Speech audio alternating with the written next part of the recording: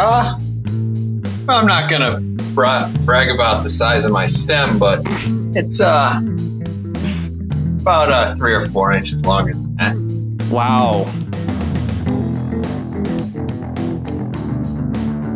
All right, well, hello everyone, and welcome back to Wednesday Night Gentlemen, Multimedia Empire official podcast, episode number 2, where we will again be talking about comic books, movies, TV shows, video games, and everyone's favorite political discourse. I'm your host, Tactic Angel, and with me, as always, all 2 times, is Midget Radio. Hello. My murderous. Oh, yeah, I forgot I have a tag there on the end of that. Yeah, you're a murderous. Murderous. They get it. You are already more animated than last week. Yeah, I think it's the scotch a little bit. Yes, we have some process improvements. I know we promised that today was going to be 200% better than last week, measured on a bullshit scale. To add to that, we are both drinking Glenlivet. What is your vintage? Is that what you say? Vintage for the year? I don't know. It's downstairs. Okay, mine is 18 year. But I think I've got 12. The standard I think is 12, and I think I actually prefer the 12. I don't know what that says about my palate, if anything, but I like the 12 better, I think. Yeah, would you be real concerned if that was the thing that people criticize you on? I would. Well, he's a great guy, but he doesn't have a real. The internet is a fairly unforgiving place, so yeah, I'm a little concerned. I'm pretty sure we got 100% positive comments on our last. Did we? Was that one comment? Was that even positive? I don't remember. I think it was. I don't remember crying. Okay. Well, I mean, and that person is going to be like blown away by what we've got lined up today. We've got a couple of subjects. We're going to have some better segues, maybe. Okay. First thing we're going to talk about are Amazon Prime originals. Our second subject is going to be Star Trek related, which is not officially a thing, but it just happens that Star Trek things happen 2 weeks in a row. It is the 50-year anniversary, so I feel like there's a good excuse there. Yeah, not bad. And then we're going to talk about CBS All Access. We've got some updates and corrections, because it's possible that we will make mistakes. Not likely, but possible. True. But first, let's talk about Amazon Prime originals. I feel like I shouldn't have to explain what Amazon originals are, but if for some reason you're just waking up from a coma, and this is the very first thing you found on the internet since you woke up, Amazon is, of course, the largest retailer online in the world. They make several TV shows and publish them on their own streaming service. They have a sort of neat tradition of making pilot episodes and then allowing the public to review and comment on them. So far, they've created a couple of shows like Betas, Alpha House, Mozart in the Jungle, Transparent. I think for the most part, they are pretty average shows. And I mean, I've heard good things about The Man on High Castle, and I'm kind of interested in Hand of God, even though it's a pretty terrible show. I tried what the hell was that other one with the guy who from Deadwood? He played Adams in Deadwood. And it's based on a series of crime fiction novels, and I feel like it starts with a B. This is a good your introduction of Amazon Prime originals is far better researched than mine so far. It was pretty good. It was pretty decent. Okay, that's all I got to say. Well, I mean, about that. Moving on. No. Specifically, we wanted to talk about 2 of their pilots that just came out in their last batch of pilots. There's Jean-Claude Van Damme and Jean-Claude Van Johnson, and another attempt at the Tick. There might be some other things, but I sure as hell didn't watch them. No. I don't know. No. So, first, probably closest to my own heart, let's talk about Jean-Claude Van Johnson. Yeah, okay. I can't even pretend to be impartial about this. It's the best show that's ever been made, and I hope that it gets picked up and that we see many, many, many seasons of it. Okay. Cut straight to the chase. I agree completely. Let's briefly jump into what it is. So the premise of the show is basically that Jean-Claude Van Damme has lived a secret double life for decades, making action films all over the place and quietly being a secret agent. So while he's off killing people wherever, he's also making movies like Time Cop. Yeah. Perhaps you've seen it. A lot like Looper. Far superior. Bruce Willis. Far superior. But like a million times better. Oh my God. I feel like they have just the right amount of levity for this. Like this, the tone of the show is perfect because it's so ridiculous. Yeah. And it's so fun. And if you even vaguely like 80s and early 90s action movies, this show is going to tickle you in all the right ways. Absolutely. Yeah, absolutely. What's nice about it is that, I mean, they're certainly like making fun of a little bit of some of the tropes of, 80s and 90s era action movies. But it's in good fun, and it's not too over the top that it's just sort of off-putting. I feel like they've struck kind of the right tone and the right balance with making fun of something that you and I obviously love just almost unconditionally, without insulting it, and putting it down. Yeah. Well, I think part of that is they've also got Jean-Claude Van Damme. He was always kind of on the B list, as far as I'm concerned, of 80s action stars. Yeah. I'm really impressed with a guy who can sit down and after a pretty successful career, he's just going to go ahead and make fun of himself. Yeah. He's definitely got a sense of humor, which is a major plus. Actually, if you just watch the first 1 minute of that show, it is so fun. Yeah, it is. and they actually managed to sustain that the whole way. And I hope they pick it up. I don't know about you, but I went on and I filled out the survey. Oh yeah. I gave it. I gave it essentially the review that I just gave it. That it is the best show that has ever been made. And I desperately want Amazon to pick it up.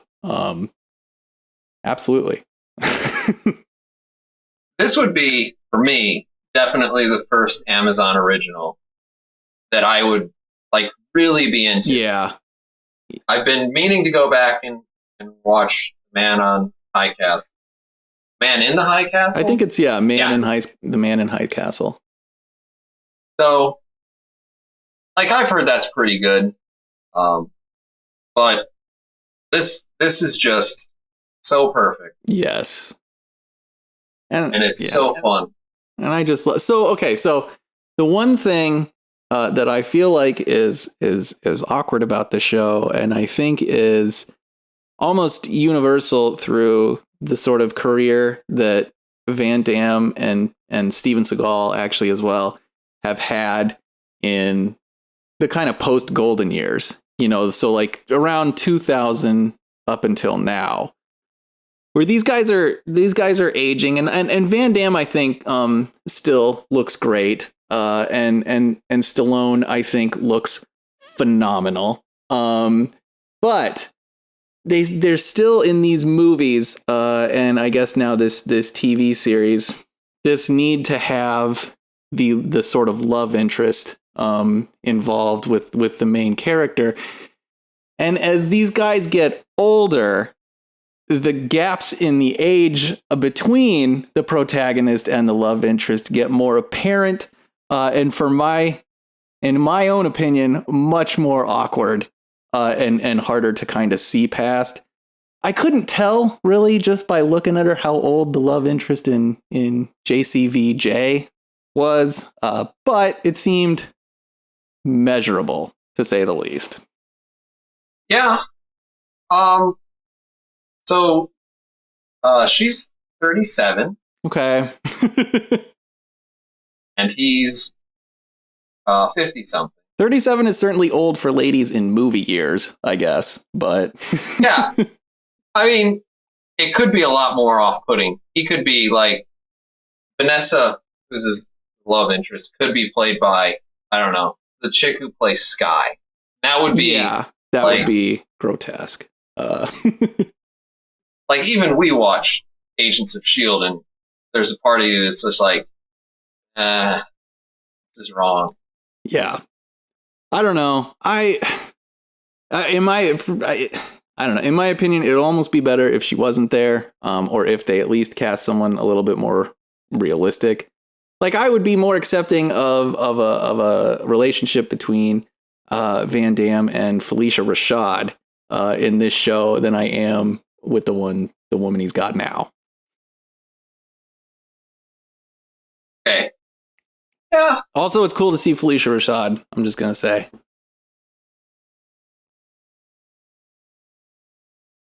Yeah. Yeah. I don't have I get where you're coming from. I have no problems with it whatsoever. It could be a lot worse. Yeah. It could it's be fine. It's still the greatest show ever made. So.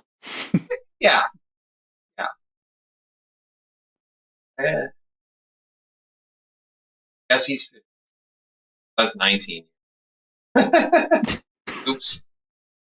That's fine. What's 56 divided by 2? 28 plus 7, 35. He's good. He's good? He's good. Okay. He's well, I mean, that's what matters at the end of the day, I guess. the half plus 7. the bare floor. I don't know where that number comes from. Well, it makes me feel a lot better. If they maybe they could just start the show off with that equation just to put my mind at ease. Yeah, and I could proceed enjoying it. If you guys know where the half plus 7 comes from, please feel free to leave it in the comment section. Please do. I'm 100% into it. Me too. If they tell me where it comes from, I will feel like we learned something. We will. Yeah. I like it. I don't quite have as many positive things to say about The Tick, which is the second one we're going to talk about. Yeah. This is the third attempt. I guess the first attempt wasn't really an attempt because it was on for 3 years. That's decent. It's not bombed out or anything like that.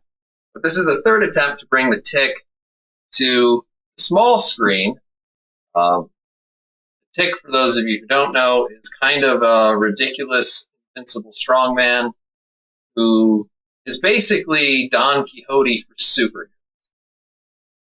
He's a big guy, wears a blue outfit, got antennas on the top of his head, and he is not very smart.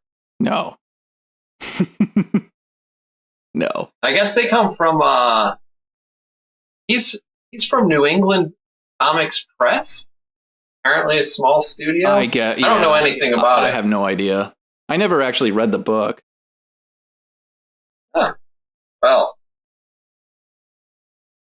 So anyway, our impressions will clearly not be from those people who are diehard comic book fans of The Tick. We're going to talk mostly about our first impressions of this 2016 incarnation. Then probably have to talk about some of the other incarnations. But why don't you go ahead, since you let us off before, tell us in 144 characters or less your impression of the Tick. No problem. I actually don't really have a whole lot to say about it. I don't know, as I was watching the episode, I was sort of back and forth on it. I don't know. I guess I sort of liked Arthur a little bit. I don't know. I guess he felt sort of like a real character. I'm less sure about the Tick. I don't really enjoy the psychological aspect of it, coming from Arthur, as to whether he's hallucinating the Tick or not. It's okay. It's okay. It's certainly not as much fun or as well cast as the Warburton version of the series. But I don't have super strong feelings about it. It's fine, I guess. Okay. I want to play off some of that. I didn't dislike it. I didn't like it. I was real neutral towards it. I didn't mind the Arthur, their version of Arthur. I like the old Arthur too. Yeah. I felt like he was in a good place. I feel like the Tick is not, so far he's not incredibly well cast, and I don't like the suit. Yeah. I feel like they really knocked it out of the park in the Warburton version, and this suit is just, I don't know. It doesn't need all of the little... The texture, I feel like, is one of the things that really bothers me. And I don't know why, but... Texture, all of the little lumps, where it's like, oh, it's just like a carapace. And you're like, yeah, not really. And to me, it was weird because I was watching it, and I'm thinking, because they go back and forth, and the Tick's supposed to be kind of this ludicrous, absurdist premise for a superhero, and then, like, there's a part of me that feels DC Universe made this. They're like, what if it's a deep psychological thriller? Maybe it's like Fight Club. Yeah, I agree.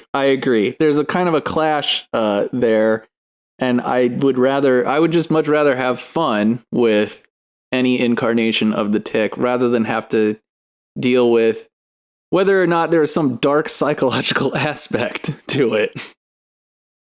Yeah. And I don't think they're going to go all the way there, because clearly they've already shown the Tick beating people up. Yeah. And I don't think that's Arthur doing it. Because he gotten shot. Yeah, the show will be over. Yeah. Well, I don't know. I did not fill out a survey for this. Neither did I. Yeah. I don't know. I didn't really get behind the Tick in terms of his performance.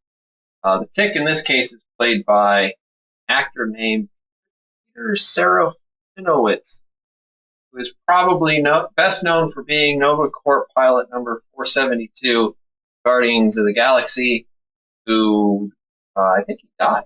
Spoiler alert. Oh, wow. Yeah. Huh. I know I've seen him before, but I can't think of what. He comes over the radio and says to Star-Lord, like, this is Darian Saul of the Nova Corps. We're gonna whatever. And I think that's him. Okay, great. Jump straight from that to Amazon Prime original lead character. Well, maybe not lead character, but most important character. Whatever. I think we've already kind of hit on what I was thinking. This may poison my opinion, but if you go back and you watch the 2001 live action version with Patrick Warburton. I mean, that show is perfect. Yeah, it has much more of the sort of absurdist humor that you kind of expect. Yeah. Tick doesn't know how to tell time. They spend most of their afternoons in a diner. The show has an overarching kind of theme of kind of light-hearted failure, being able to laugh at all the ways that life doesn't turn out right. Yeah. So it's hard to go from that and then go to this new darker Tick. And it's not really dark. I don't want anyone who's listening to say like this is going to be really depressing. Like Batman versus Superman versus the Tick. Yeah. It's like it's the darkest version of the Tick, at least. That's true, because the first version was animated. Mm-hmm. It was brightly colored. That suit they made for the Tick, Patrick Warburton, perfect. Yeah. Oh, yeah. Got these big, bubbly muscles and antenna works. I kind of like that you can see his whole face, and that might just be because Patrick Warburton has such an emotive face. Yes, he does. And he's just built to go from putty to Tick. And it's great. I don't really care if they pick that up or not. I'm not gonna tune in like day one, binge watch it. Right. Daredevils. Like it's JCVJ. Well, I mean, JCVJ would only the only way that's coming up against any competition is if it comes out like the same weekend as The Punisher. Yeah. And then, oh man, that was so. So any closing things you want to leave our audience with for the Tick, or the Tick, or the Tick? I would only encourage people to complete the survey for JCVJ. Agreed. I wonder what kind of participation Amazon sees in that. Like how many of those surveys get completed and submitted? I don't know. Have you watched any of betas? No, I haven't. I watched part of betas. And I've watched part of Alpha House. I did watch, I think, the first episode of Alpha House. The first episode of Alpha House, particularly the first 5 minutes. The first 5 minutes. That's the only part of it that's any good. Yeah. The other, I watch it and it feels just so heavy-handed. Yep. Like, these are a bunch of idiot Republicans. Yeah. Let's point and laugh. Yeah, it's not particularly clever. Bosch is the name of that other show that I was thinking of, starring the dude from Deadwood. It's pretty good. I would say it's a competent, crime fiction show with a pretty decent main character, a fantastic actor, in the lead role. But I wouldn't say it's much more than that. I'll have to check it out.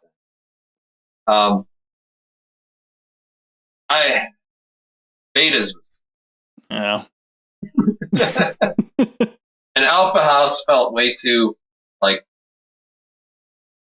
way too dumb and way too political. Yeah. If you look at a show that has a lot of politics in it, you look at a show like 30 Rock. Yeah. Tina Fey is in charge of that show, but you have Alec Baldwin, who doesn't come across as a complete fool. Seriously, his character, Jack Donaghy, is great. He is 100% great. He is at the same time kind of homage and a caricature of right-wing politics. And then at the same time, you have Tina Fey, pretty much everybody else on the show, who's left. And they make fun of that too, because nobody has all the right answers. Yes. Hell, half of these people probably ought to be in jail. Yeah. But anyway, it just wasn't clever. Yeah. I haven't watched this other crap. I don't care about Mozart. No, I don't either. They need to make, I guess, more superhero shows for us to watch, probably. Or maybe they can get Steven Seagal. Oh, about Seagal. Hot dogs. Yeah. He's terrible. Man. Last. He's kind of gone downhill. I don't know what's happened. It's so sad. He was like, when I was a kid, he was probably my favorite action hero for a long time. Because he had, we can talk, maybe we can save Seagal chat for another episode, because I have plenty to say about him. But okay. Yeah, let's put that one in the parking lot. All right. There's too much to say, and it's probably basically. Yeah. Like the first 5 movies he made, he just fucking knocked out of the park. But anyway, can move on. Star Trek Continues. Star Trek Continues is an unofficial fan TV series which hopes to pick up right where Star Trek, the original series, left off. The show is developed by Vic Mignogna, who is probably primarily known as a voice actor, if you can even say he's known at all. I love the guy. I got a framed photograph of him on the wall. You do. It's impressive.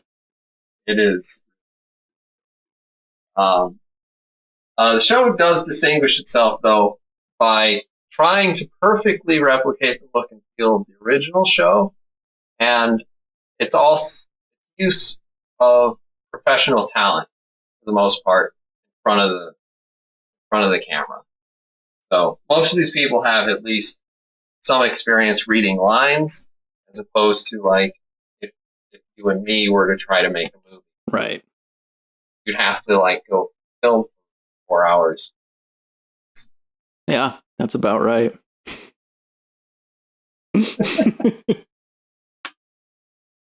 Hadn't been outside. Actually, might have been 3.5. Maybe, yeah. Overall, since we haven't really talked too much about it, I'm just going to say I love Star Trek. I've given them money. That's why I have signed photographs. What do you think of Star Trek? I love it too. I feel the quality of the episodes is variable. But the technical prowess of the show and the attention to detail is phenomenal. I think it's probably, at least of the fan productions that I've seen, I think STC is probably the best put together, the most competently put together of any of them, and that on that level, the show is outstanding. Yeah, and actually, Roddenberry or whatever has gone on to say basically that these episodes are basically what his father was. Yeah, I believe that. I can definitely see that. We're going to talk today mostly about The Winds of Change, which is the most recent episode. Came out last weekend. Is that number 6? Is it 6 episodes now, or is it 7? That's episode number 7. Wow. Okay. I think they've got 2 or 3. I'm not sure. They have several more. Hopefully, they don't get their pantsuit off. Yeah. The Winds of Change. There are probably going to be some spoilers here. Want to watch it? I would head over to www.StarTrekContinues.com. You can watch all of their episodes for free. And they're, I'd say most of them are pretty good. Yeah. There are a couple that I feel aren't as strong, but particularly the first three, I love. Yes. Yeah, those remain the best, I think. Yeah. I don't know. I like that Civil War one, though, too. That was pretty... Was it the Civil War that they were in? Yeah, that was pretty impressive. Yeah. I don't want to go too much. Yeah. I could talk about Star Trek okay. for hours. This particular episode that we're going to be spending some time on, Kirk and Spock were asked to travel back to a starbase, I guess. So, honestly, I think it's on a planet. That didn't make a lot of sense. Yeah. But they were there to meet Commodore Gray, who is played by Aaron Gray of Buck Rogers. Oh, I did not know that. Yeah. How do you...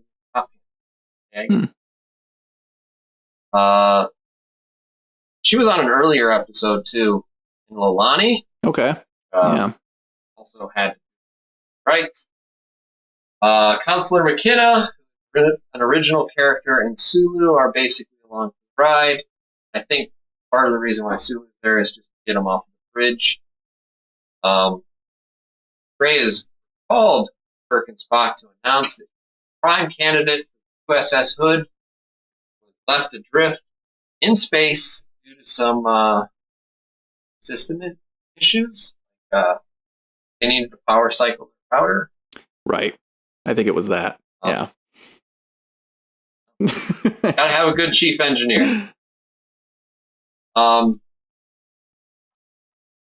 Almost as soon as we're told that Spock is the prime candidate, then the main premise of the episode kicks off because there's another person. She should be the captain because she thinks that she's been overlooked for her gender. Dun, dun, dun. Yeah. So let's try to talk about this first. Okay. This is probably going to be hard to do. Yeah. I thought it was an okay episode. Yeah. I thought that this was the first time that they had really successfully pulled off an A and a B plot that worked together. Really? I actually might differ on that a little bit. Because I do feel like the A and the B plot were just so extremely divergent in nature that it was almost hard to keep up with. You have, and just for example, I mean, you have some of this, I guess, the anxiety of Scotty investigating what's going on with this other ship that appears to be dead in the water, and they are on the other ship, and technical issues ensue, and the whole ship's maybe going to blow up, and everybody's about to die on the one hand, and then on the other hand, you have this council meeting or this hearing that is in some ways itself somewhat difficult to follow because the issue at stake is not terribly specific. I mean, we know that this woman has some sort of issue with her past, but there's no real discussion of it, and we have no real understanding of it. So I don't know. I guess you're constantly kind of moving back and forth between, I don't really know what the problem with this woman is, and I'm not sure what exactly all the issues are here, and then the entire crew of the Enterprise is about to die on the other side. I feel like there's a violent shift there between those two. So, and I don't know, because I haven't taken a lot of, when I say a lot, I mean, like script writing, or even like read a book about it, or even pretended to care. But I don't know that they need to have emotional parody.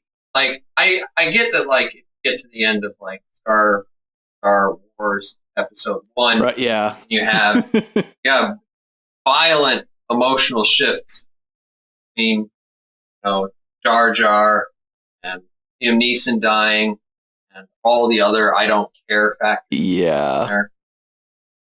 I get that, like, that's pretty jarring, but I feel like the way they cut this together was pretty decently contained.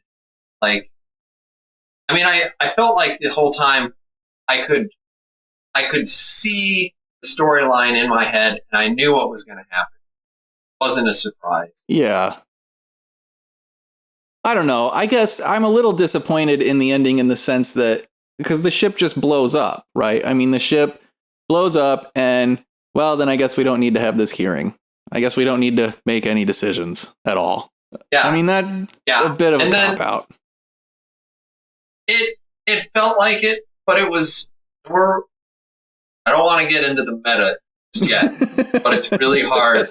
It's really hard to watch this episode and not see it as yeah, it is. So, I mean, like, this is where we talked about, I went back, I watched it the first time.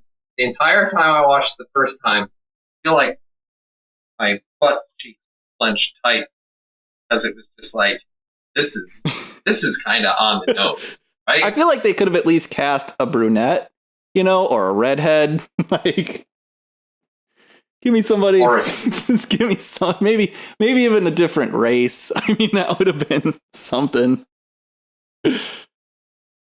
Well, it could have been worse. They could have, like, asked some old hag. It could have been. Had, like, a really annoying voice who quietly implied that if you want to vote for Spock, then you must be a racist or a sexist. There has to be something psychologically wrong. It couldn't possibly. Anyway, while we're discussing the episode and not the meta implications of it. Okay, this is the first time I think this is the first time that they've tried to do an A and a B plot. Yeah, I think you might. Yeah, I think you might be right about that. I certainly can't think of another one. And I think, well, I mean, like, maybe the Civil War. Like, how do we get the captain? Yeah. And captains fighting the Civil War. Yeah, I didn't really feel like that was quite as much of an A and B because they're all kind of there. Yeah. Like, Captain's still in sick bay. He's just also having a really wicked dream. Yeah. I thought it worked. I know what they were trying to do in terms of, like, advancing Chekhov's character, which I kind of like. Yeah, actually that was pretty decent. Yeah. That was pretty decent. I like seeing them try to grow these characters even, beyond what they were when the actual series left off. Yeah. I feel like, even though I don't really love the guy who plays Spock, I feel like he's acceptable. I like him better than Zachary Quinto, so. Yeah, I'd agree with you. Yeah. It's just hard to see anyone else try to play. Yeah. Yes, it is. Because there's a certain quality to Leonard Nimoy. Hard to replicate. Yeah. Well, I mean, he was so amazing that, I mean, he almost ruined any other Vulcan practically. Like, I mean, let alone Spock, but even seeing a Vulcan who is not Spock, it's always, you're kind of a disappointment. Did you like what's his face? The Vulcan. He was fine. Strom? Was it? I think it was Strom. He played a character in, like, Into Darkness. There's, like, some about him being on there. Oh, really? I don't know. He was fine, I guess. I thought it was weird, particularly, like, the part where they were talking about, oh, you took a shuttle with ambassadors, Commodore Admiral Strom, or whatever his rank is. Like, yeah, I did. It's like, you didn't throw yourself out an airlock. Wow, Yeah. Kind of sensitive. Yeah, And I now don't we're going know. to. I mean, maybe they're trying to maintain some of the friction between humans and Vulcans that we saw like on Enterprise, which I always thought was awesome. I don't know. That was actually the best part. I don't know. I thought it was. I thought he did a decent job. I liked it. Yeah. But it just felt a little weird. We should probably just go into Okay. because like we're talking around. This show is predicated on the idea that no woman has ever been the captain of very specifically a Constitution class starship. Yeah, it's very narrow where that gender inequality gap is, I guess. And you have Commodore Gray. Commodore, yeah. I think, is a higher rank than captain. Yes. That's And it's very weird because it's hard to look at this election cycle and not see we have a woman who wants a very particular position. Yeah. And is theoretically being denied it because she is a woman. Sure. And then like it was weird. Very weird. I feel like the only way to really appreciate this episode or not is maybe after the election, or maybe if you were completely oblivious to the fact that America has some democratic system. Maybe, yeah. I don't know. It's at the same time though, this episode I feel like almost relies on the current political climate in order to really mean anything. And I think part of that is because, you know, at the end of the day, I feel like that particular storyline and that particular character who was under review for this position of captain is so underdeveloped that to stand on its own, I think is almost impossible. I mean, it's almost like the series is relying on the fact that everybody is aware of what is going on in the presidential race right now. And that's why the fact that she has this somewhat questionable past, that she is that she's not terribly forthcoming about. I mean, that's why any of that matters. And that's why any of it would resonate, I guess, with an audience, is because we all know about Hillary Clinton. Otherwise, without that, I mean, it just feels like an underdeveloped character with a kind of fairly half-assed hearing that ends with no decision. Yeah. And weird also because there's that moment where Spock's like, you know, if the hood hadn't blown up, what would you vote? And then he completely skirts the issue. But I'm actually really glad you brought that up, because this episode, I think, is around 41 or 42 minutes long. It's not the longest, and it's not the shortest. They don't exactly care to perfectly replicate the 42-minute runtime or whatever it was back in the day, which I think is probably the least important part of that.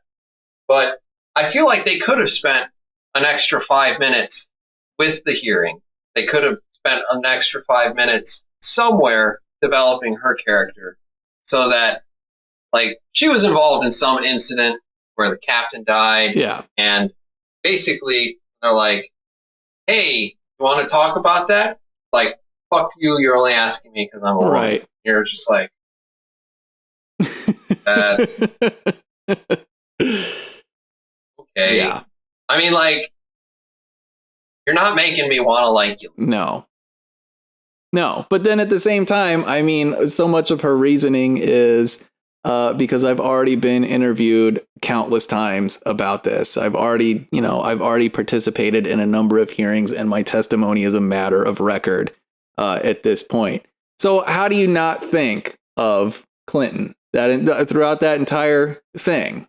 Like, yeah, she's also been interviewed countless times for the same guy. I mean, that's why it's kind of it's weird because it feels like, to me, it feels like a weakness. Like, that's one of the biggest weaknesses of this particular episode, is that it is so reliant on what is going on in the real world.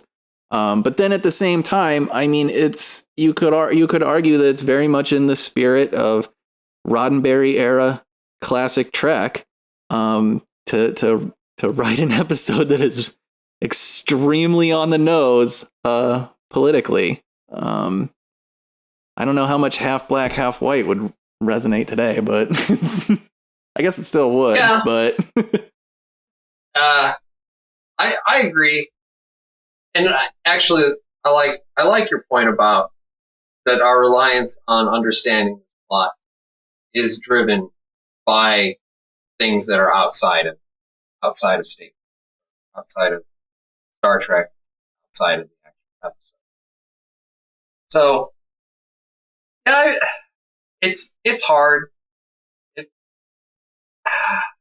don't want to get into that. Well, I appreciate that. So. I think like 2 or 3 days after this came out, there was the report that apparently Clint was feeding them questions. Oh, yeah, I saw that. Yeah. And it just looks so bad. And it's just one big clusterfuck. Yeah. Because you look at it and you're like, Congress looks really corrupt. She doesn't look honest. No. And then, like, at the same time, motivations on the other side are questionable in some cases, and in other cases they're pretty fucking. But it's hard. I want to watch this in a year, and I want to see what I think. Man, at that point we're gonna have a new president. Yeah, you might want to wait like 9 years or something like that. Yeah, I mean, there's still a society. Yeah. So overall, I'd say, like, if I were on a Netflix 1 to 5, I'd give it a 3 stars. That's about where I'd be too. Yeah. I didn't love it. I think their first 3 episodes I'd have given a combination of 4 or 5 stars. Yeah. Probably 4.5 or 5. Yeah. Definitely, if you get a chance, go out, watch it. You don't know anything about politics. You want to leave your comments about, I don't know anything. I don't know who Hillary Clinton is. I watched this. I thought it was great or terrible. Please do. Oh, yeah. Could you imagine if you didn't, like, don't you sometimes wonder, what would it be like if you didn't pay any attention to, like, if I didn't know who Hillary Clinton and Donald Trump were? Don't you think you would be a happier person right now? So, like, I haven't watched a lot of news in the last 6 months. Neither have I. Because I've read a decent amount. Like, I still feel like I'm above average in terms of information gathering, but I got really, really disappointed, like, having to actually see people say things. Yeah. Yeah. And that sounds ridiculously minimalistic, but it's nobody fucking no. And every time you get into these things, it just becomes like, well, he says bad things, she does bad things. Things that he says might be worse than things that she did if she only were to have said them, but did them. I don't know how the math works. I don't know. Subject over. Okay. That's today's political discourse. Subject is over. We're moving on. Actually, I had a segue while you were talking, and then I just said. I like that. It's to the point. It's great. We're going to talk about CBS All Access. Last week we talked a little bit about CBS All Access. Of course, CBS and Paramount are suing everybody so that they can't do anything because they want to make money. And please watch Star Trek on this episode or on this online streaming service. So actually something did happen, and actually we were wrong with one of the things that we talked about. Oh, okay. What was that? CBS All Access is actually $6. Oh, well, shit. We said it was $5. We are willing to admit minor mistakes. I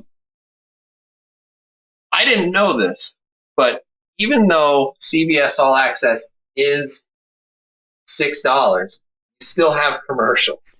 So you have to You are pay. kidding. God. So this week they advertised that they are coming out with a commercial-free version. If we could put an asterisk on this, we should. Man. But they're coming out with a commercial-free version that is going to be $9.90. That's unbelievable. That commercial-free will limit the number of commercials that you see to 30 seconds of like CBS advertising for itself per half hour. Great. So it's not even commercial free. Yeah.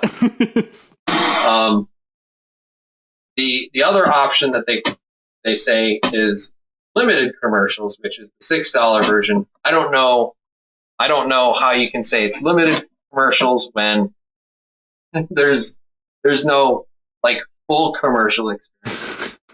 Right. Isn't that dumb? Yeah, that's totally ridiculous.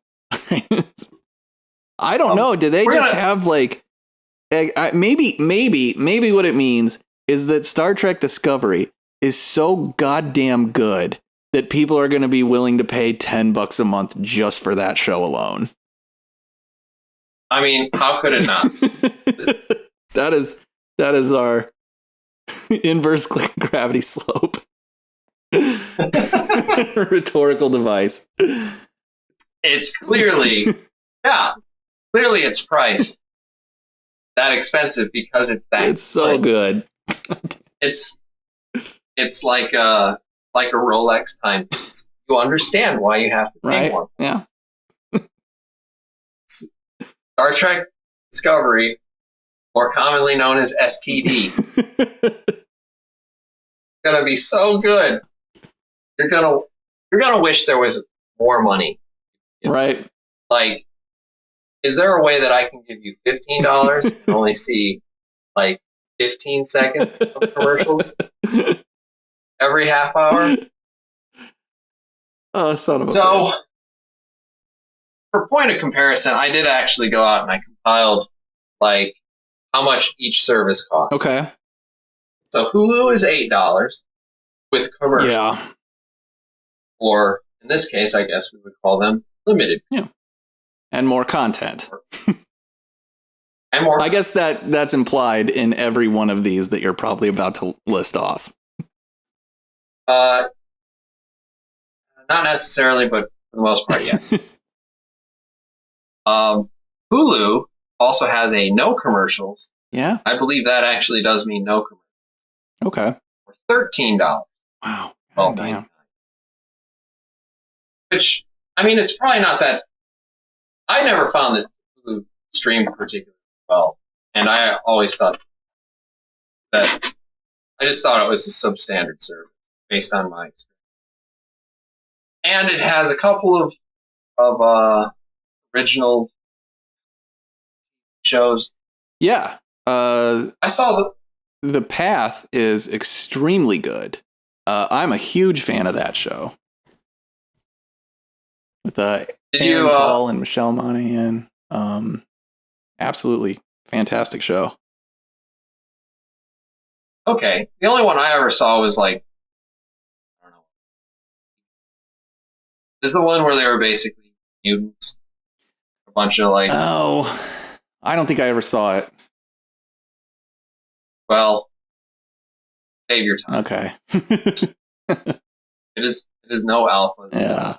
Honestly, it's not even Bryan Singer. Yeah.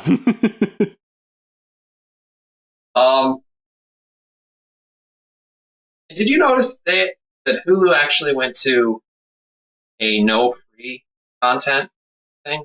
No. I've actually been paying for Hulu for a while. Kim actually likes it a lot, and I mean the most frustrating thing about that service was, one, that you had to pay for it if you wanted to stream it on like a television, like on a Roku or something like that. And then two, that you didn't really have access to, like, it seemed to restrict access to a lot of shows more than actually stream them. So like those two things were frustrating, but I mean, it's always been relatively worth it to me to pay for it. And that's generally because I watched like The Daily Show and South Park and stuff like that, and that was just the easiest way to watch those shows. So I've been unaware of what Hulu has offered for free for a long time now. Okay. The answer right now is nothing.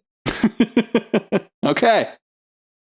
I don't like the whole just pay us because we can limit your access. Yeah.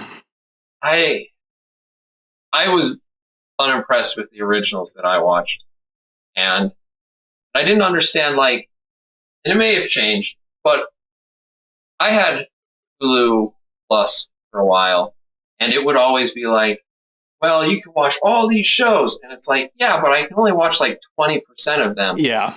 Unless I'm on a computer, because like you have locked everything down. Yeah. That was really frustrating. Now I've seen less of that, I feel like, in more recent months. But yeah, that was hugely frustrating. Okay, maybe it's gotten better. Yeah, I don't know. Hulu's probably trying to go up against Netflix. Oh yeah.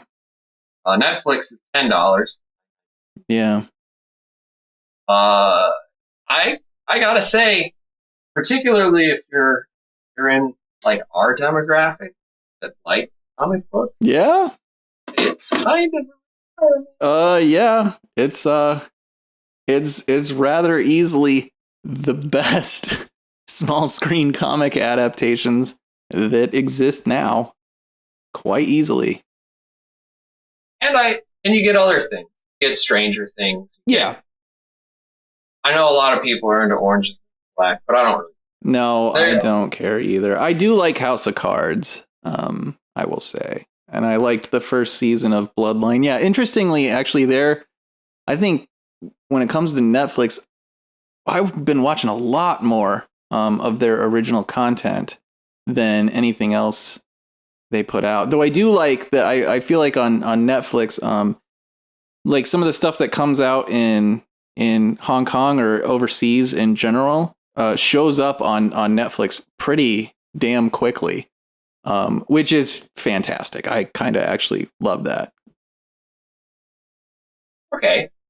I'm not quite as into that whole scene, so I have not noticed that. Mostly martial arts movies, because I'm a huge Donnie Yen fan, and I can't wait to see him in Star Wars. But like the latest Ip Man movie, Ip Man 3, was out in like January, and I actually saw it in theaters here. And then like 2 months later, it was on Netflix, which is fantastic. So Netflix gets a big thumbs up. Oh, yeah. Amazon Prime, you can buy independently. Now, I didn't realize this. It seems like a silly idea. Yeah. You can get it for $9 a month. Yeah. Comes out to like $72 a year. Or just spend an extra $27 and get all the other things that Prime gives. Yeah. Well, gives is maybe a little strong, maybe, but I mean, if you're into video games, that pre-order bonus thing. Oh yeah. What is it? 12 or 20% off, something like that. That's awesome. Yeah, that's gonna be real nice. I don't have to pay $60 to play XCOM. Hell yeah. Oh. God, there's so many games. Yeah, we're going to have to talk about games lineup this fall. Yeah. That's going on the topic list. You can apparently buy it. There's a lot of content on there. You can watch most of the HBO shows. Yeah, that's pretty nice. You can watch Justified. Yeah. There are probably other shows. I've heard so much about Mr. Robot, and I know that's on there now. And Mr. Robot has Christian Slater in it, and I am just an enormous fan of Christian Slater. So, for any other Christian Slater fans out there, Amazon Prime. And for the rest of us, they don't really have all that many great originals. No. Yeah, maybe they will. Yeah. I just totally whacked my mic. Whatever. Next show is going to be at least 12% better. I like it. I think we can hit that target. And then I'd also put on here HBO Now because I used it as a point of comparison. And I think I got the price wrong by $1. It is $15.99. Okay. So obviously that doesn't really have commercials. Yeah. I think sometimes it does play like a 15-second thing, like you're watching HBO. We make other things. Yeah. Which is kind of the same thing. But I don't remember it being 30 seconds. Please watch How I Met Your Mother. Yeah. That's probably not even on CBS. I have no idea. So CBS does have several things that they're going to put on this $10 a month All Access. You can watch almost commercial free or with lots of commercials or limited. Yeah, the limited version. They have Star Trek Discovery, STD, like we were talking about. Yeah. They have a Big Brother. Oh, okay. Right? Yeah, that show. Yeah, exciting. Okay. I think that's a reality television. Yes, I believe it is. And then they are going to have a yet untitled Good Wife spinoff. Jesus God. What do you think it's like to work at CBS or to be, I don't know, the president or whoever, to just have, I mean, such an incredible amount of confidence in that lineup? Yeah, Good Wife spinoff. We are knocking it out of the park with that. Like, I just wish I had that much confidence in myself that CBS has in its own content. Well, I mean, like that, there's got to be like an echo chamber, right? I'm sure there must be, yeah. Because it's like, CBS, our content works. Or we're going to sell this new product. Oh, it's going to be great. Everybody's going to want a selfie stick. Or, no, Obama, your foreign policy is totally working on all fronts. Oh, thanks. Awesome. Thanks, Bob. I got nothing to do. So I'll go play golf. So I don't know. I would not lead with these three shows. No. And if I were to lead with those three shows, I would have at least 2 or 3 more shows that were like right on the heels of that. Yeah. Because otherwise, it's just like, do you want to watch Supergirl? I kind of do, but that's on Netflix now. So, hey, I think they're gonna shut us down in terms of Star Trek and whatever Supergirl, so that they can try to squeeze you on that. This is a little off topic. I watched the first episode of Supergirl. I did too. I was not real impressed. I mean, like, I thought it was going to be worse. Yeah. But at the same time, it wasn't good.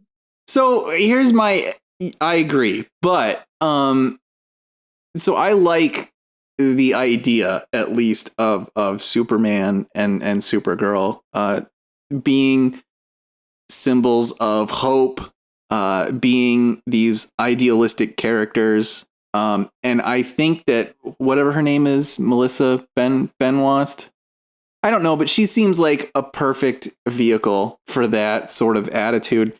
And I feel like you kind of see at least some of that in the first episode when James Olsen is talking about, his impression of Superman and that he's everything that you want him to be. Like, he lives up to every ideal that you want him to live up to and even more. I like that a lot.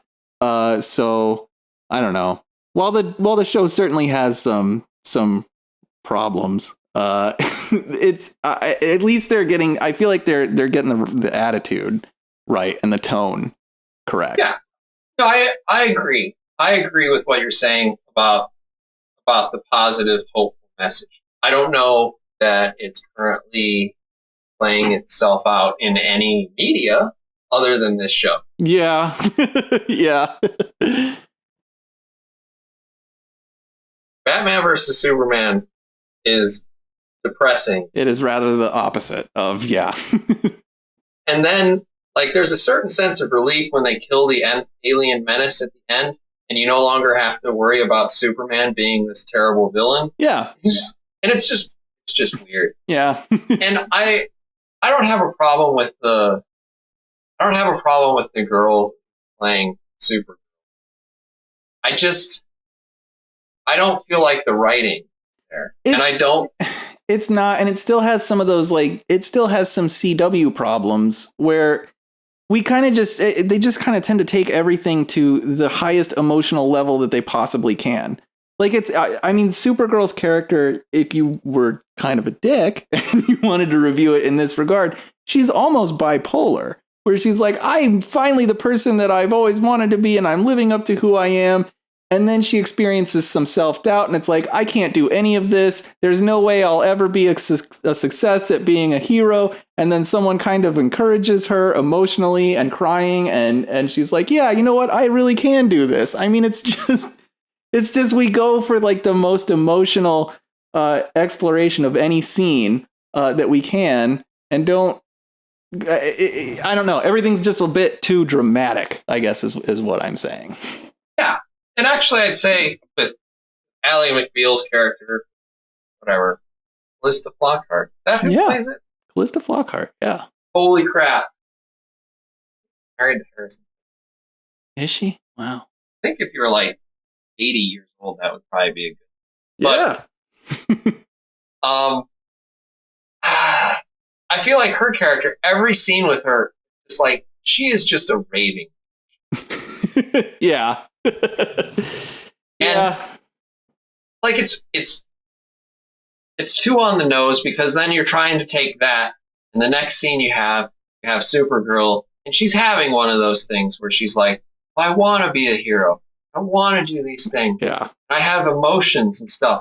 Then she walks in, and there's just this hell beast of two-dimensional character writing. Yeah. And it just doesn't work.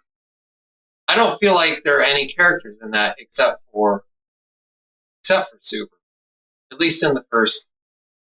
Might have watched. But it's. I'm not going to pay CBS All Access. No. No. With limited commercial. No, I'm right there with you on that. Yeah. I feel like we got a little off topic there. Yeah. It's fine. But I just tack that on to the end. Super. It could be worse. It definitely could be. If you don't have any closing thoughts, I think that's probably a good place to wrap up. Sounds good. We should thank our sponsor, Glenlivet, for today's episode. Our unofficial sponsor. Maybe someday. Maybe we can get bourbon. Ellis bottles. That'd be fantastic. We will drink them. Absolutely. We can add that, like, sophisticated. You already screwed that up. Now it sucks. All right. Well, thank you everybody for coming back to the second episode of Wednesday night Gentleman Multimedia Empire official podcast. This has been episode 2.